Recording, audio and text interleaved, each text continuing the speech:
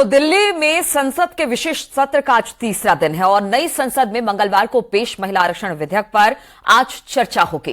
कांग्रेस सूत्रों के अनुसार कांग्रेस संसदीय दल की अध्यक्ष सोनिया गांधी लोकसभा में महिला आरक्षण विधेयक पर बहस के लिए कांग्रेस की मुख्य वक्ता होंगी। वहीं महिला आरक्षण विधेयक पर विपक्ष अपनी अपनी रणनीति तय करेगा, जिसको लेकर आज सुबह 10 बजे संसद में इंडी गठबंधन दलों की बैठक होगी।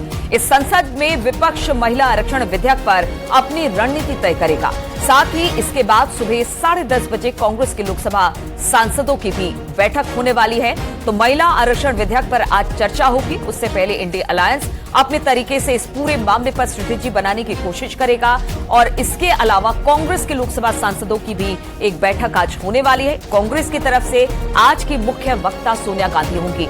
बहुत दिनों बाद सोनिया गांधी इस तरह से सदन में बोल रही हैं और लगातार कांग्रेस यही करती रही है, कहती रही है। कल भी हमने सोनिया गांधी को सुना, उन्होंने कहा यह हमारा बिल है, हम इसे लेकर आए थे और अब देखना होगा कि आज जब इस पर चर्चा शुरू होगी तो किन किन बिंदुओं पर चर्चा होती है, क्योंकि कांग्रेस का लगातार कहना है राज्यसभा में हमने इसको पेश किया था, अगर कायदे से ये सरकार चाहती तो फिर इसे लोकसभा में लेकर आती और इसी सत्र में यानी 2024 में ही ये बिल पास कराकर इसका फायदा महिलाओं को मिल सकता था। इस बात पर कांग्रेस और इंडिया अलायंस अड़ी हुई है। अब देखना होगा कि आज जो बहस होती है उसमें किन किन बिंदुओं पर कांग्रेस अपनी बात रखती है और जो अलायंस पार्टियां हैं वो अपनी बात रखती है। लेकिन बीजेपी का कहना है कि ये जिस तरह से कल नए संसद में प्रवेश हुआ है उसमें एक ये बड़ी नजीर है, एक बड़ा बिल है महिला आरक्षण को लेकर। उन्होंने कहा कि कांग्रेस की कभी मंशा नहीं रही कि वो इस बिल को पास कराए।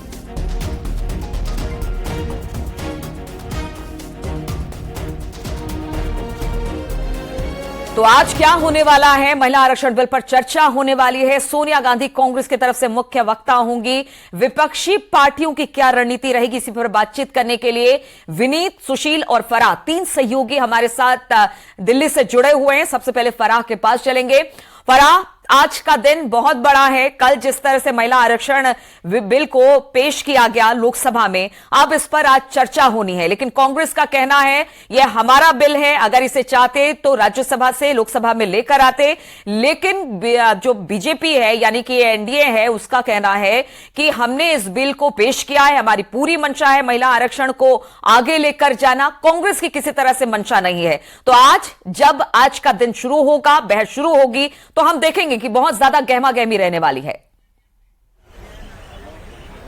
जी बिल्कुल, देखिए आज का दिन बेहद खास है और आज चर्चा होनी है। 11 बजे से लेकर 6 बजे तक का वक्त जो है वो तय किया गया है और उससे पहले जो है विपक्षी गठबंधन जो है वो 10 बजे और 10:30 बजे जो है वो स्ट्रैटेजी प्लानिंग भी कर रहे हैं ताकि क्या क्या चीजें जो है वो सामने रखी जाए। तो देखिए कांग्रेस की तरफ से सोनिया गांधी जो है वो मुख्य वक्ता होंगी और वो अपनी बात जो है वो सामने रखेंगी। वही अगर केंद्र सरकार की तरफ से हम बात करें तो स्मृति ईरानी है, भारती प्रवीण पवार जो है वो होंगी और जो है निर्मला सीतारमण जो है वो अपना पक्ष रखेंगी। तो देखिए साफ तौर से जिस तरीके से विपक्ष बार बार एक ही चीज दोहरा रहा है कि ये बिल हमारा था, हम इसे लाए थे, और कल भी देखा गया कि जब बिल को पेश किया गया तो उसके बाद से जो है तमाम प्रतिक्रिया सामने आई कि सिर्फ एक ही स्ट्रैटेजी है चुनावी दौर को देखते हुए।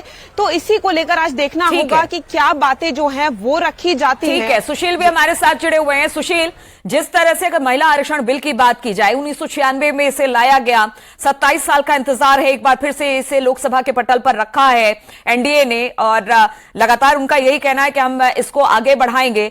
तब तो बहुत सारे ऑब्जेक्शन थे, लेकिन अब तो सारी पार्टियां एक साथ हैं, लेकिन इसके बावजूद भी झोल और पेच हैं, जिसको लेकर आज हम समझेंगे कि सदन में एक बार फिर से माहौल गरमाएगा। जी देखिए, निश्चित रूप से सदन में माहौल बिल्कुल गर्म होगा, लेकिन मोदी सरकार ने पूरी तैयारी करके इस पूरे बिल को इंट्रोड्यूस किया है, जिसको फिलहाल लॉ मिनिस्टर अर्जुन राम मेघवाल इसको 11 बजे पटल पर रखेंगे, जिस पर चर्चा होगी। लेकिन बीजेपी ने इस पूरे मामले में जो महिला जो ब्रिगेड हैं, उनकी जो सांसद हैं, जो मिनिस्टर्स हैं, उनको फिलहाल इस चर्चा में शामिल करेंगे। और ये फिलहाल मोदी सरकार की तरफ से उठाया गया बहुत स्ट्रांग कदम है, क्योंकि इस पूरे बिल को लेकर जहां बार बार 27 साल की बात कांग्रेस कह रही है और ये कह रही है कि ये उसका बिल है, है, लेकिन इस पूरे बिल को लाने के लिए उनके अंदर की इच्छा शक्ति नहीं थी। मोदी सरकार ने इस पूरे बिल को इंट्रोड्यूस किया है और मोदी सरकार इस पूरे बिल को प्रचंड बहुमत से लोकसभा में आज पास भी करेगी। सबसे बड़ी वजह है कि प्रधानमंत्री नरेंद्र मोदी बार बार ये कहते रहे हैं कि महिलाओं की हिस्सेदारी न केवल संसद बल्कि हर फील्ड में ही होनी चाहिए, और वजह यही है कि मोदी सरकार ने नए संसद के बनने के बाद नए पटल पर इस पूरे बिल को तमाम महिला सुशील, सांसदों कांग्रेस को की मंशा नहीं थी। बीजेपी कह रही है कि हम पुरजोर तरीके से इस बिल को आगे लेकर जाएंगे और हमारी पूरी कोशिश है कि महिलाओं की भागीदारी बढ़े, और लगातार ये भी कहा गया कि महिलाओं की भागीदारी बढ़ने से देश की सूरत भी बदलेगी। इस तरह से प्रधानमंत्री लगातार कहते रहे हैं। विनीत, आज जब इस पूरे मामले पर चर्चा होगी, लंबी चौड़ी बातचीत होगी, तो हम ये मान के चले जो विपक्षी दल है, जो पिछले दिनों पिछले कुछ सालों में हमने देखा कांग्रेस के साथ मिलकर विरोध करते रहे हैं, आज वो भी समर्थन में है। 2024 के लिहाज से ये बिल बहुत महत्वपूर्ण है, इसलिए कोई रिस्क लेना नहीं चाहता है। हां, कुछ ऐसी पेचीदगियां हैं जिस पर चर्चा और बातचीत जरूर होगी। जी, निश्चित तौर पर मैं आपको बताना चाहूंगा कि कोई भी जो है वो रिस्क नहीं लेना चाहता और लगभग सारे दल जो है वो इसके समर्थन में है। लेकिन कुछ अगर पार्टियों की बात करें तो हम समाजवादी पार्टी को देख सकते हैं या फिर आरजेडी को देख सकते हैं, जिनकी साफ तौर पर मांग है कि रिजर्वेशन होना चाहिए। इस बिल में ओबीसी को भी रिजर्वेशन होना चाहिए। जिस तरह से हमने देखा है कि वुमेन रिजर्वेशन बिल में जिस तरह से SC ST को रिजर्वेशन दिया गया है, समाजवादी पार्टी हो या फिर आरजेडी हो, वो ओबीसी के रिजर्वेशन की भी मांग कर रहे हैं। लेकिन वहीं पर केंद्र सरकार का जो साफ तौर पे कहना है कि वो महिलाओं को रिजर्वेशन जो है वो दिया जाना जरूरी है, उनका सशक्तिकरण किया जाना जरूरी है। एक और बात यहां पर मैं आपको बताना चाहूंगा कि जिस तरह से सरकार की ओर से कहा जा रहा है कि 2047 में जब भारत के आजादी के 100 साल पूरे होंगे, उस वक्त सशक्त भारत, विकसित भारत की संकल्पना जो है वो प्रधानमंत्री नरेंद्र मोदी कर रहे हैं। और इसके लिए जरूरी है कि सभी लोगों को जो देश के GDP में हो या देश के विकास में उनकी सहभागिता होनी चाहिए, और इसके लिए आधी आबादी को भी इसमें साथ होना चाहिए। और इसीलिए वो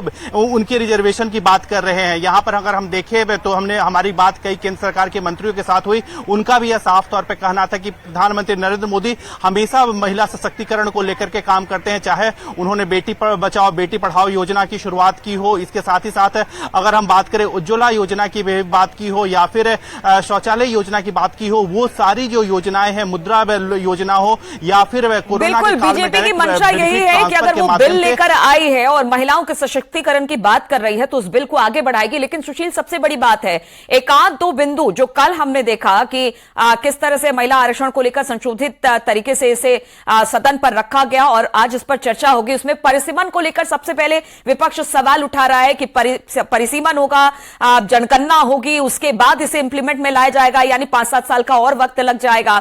दूसरा ये कि जिस ST SC की बात हो रही है लेकिन ओबीसी की बात नहीं हो रही है, ओबीसी की बात क्यों नहीं हो रही है, कोटा विद इन कोटा की बात हो रही है। तो ये सारे पेच हैं जिसको आज लेकर चर्चा होगी और लगातार पहले के हम सालों में भी देखते रहे हैं, जब भी इसे रखा गया है इन्हीं सब बिंदुओं पर मामला अटका है, महिला आरक्षण बिल अटका है।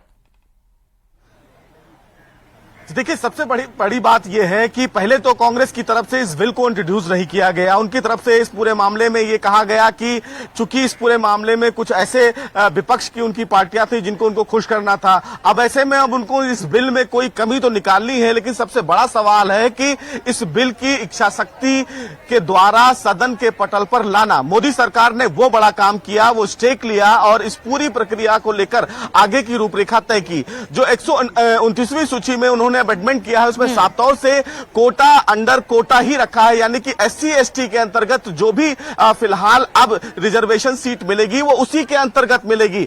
ओबीसी पर आरक्षण एक बड़ा मुद्दा रहा, लेकिन मोदी सरकार की अगर योजनाओं को देखें तो विश्वकर्मा जो अभी फिलहाल योजना लॉन्च किया गया है उसमें ओबीसी को एक बड़ा स्टेक रखा गया है। तो ये कहना कि सरकार किसी भी समुदाय को लेकर आगे नहीं सोच रही है, ये कहना गलत है। निश्चित निश्चित रूप से विपक्ष इस पूरे मामले पर एक बड़ा कदम और इस चर्चा में एक बड़ा हंगामा करने को लेकर भले ही विचार बनाए, लेकिन मोदी सरकार ने इस पूरे मामले में तमाम तैयारियां कर ली हैं, इसीलिए इस पूरे बिल को इंट्रोड्यूस किया गया है। दूसरी बात की जनगणना और इस पूरे मामले को लेकर आगे की प्रक्रिया को लेकर सरकार ने पहले ही स्टैंड क्लियर कर दिया था। चूंकि इस बिल को जब इंट्रोड्यूस किया गया तो जनगणना एक बड़ा विषय नहीं है। सबसे बड़ी बात है कि महिलाओं की हिस्सेदारी संसद में होना कितना जरूरी है, और इसीलिए मोदी सरकार के द्वारा इस बिल को इंट्रोड्यूस किया गया। चूंकि विपक्ष के पास इस पूरे मामले में कोई मुद्दा नहीं है, इसलिए वो पेचीदगियां फंसाएंगे, लेकिन मोदी सरकार की तरफ से साफ तौर से ये कहा गया है कि यत्र नारी सर्वत्र पूज्यते। बिल्कुल सुशील, और सबसे बड़ी बात यह है कि अगर एनडीए गवर्नमेंट और मोदी सरकार की बात की जाए, महिलाओं की भागीदारी हमेशा से ज्यादा हो इसे सुनिश्चित करने की बात करती रही है। और जिस तरह से कल अर्जुन मेघवाल ने भी कहा कि 82 से 181 सीटें हो जाएंगी, तो इसीलिए परिसीमन को वहां लगाया गया। परिसीमन के बाद किस तरह से जनसंख्या महिलाओं की है, उनकी भागीदारी किस तरह से है, इस वजह से ये सारी चीजें। लेकिन हालांकि अब देखना होगा कि आज सदन में क्या कुछ होता है, और इस पर हमारी नजर लगातार बनी रहेगी। आप दोनों का बहुत बहुत शुक्रिया हमारे साथ इस चर्चा में शामिल होने के लिए। और रुकेंगे छोटे से ब्रेक के लिए, जल्द हासिल होंगे।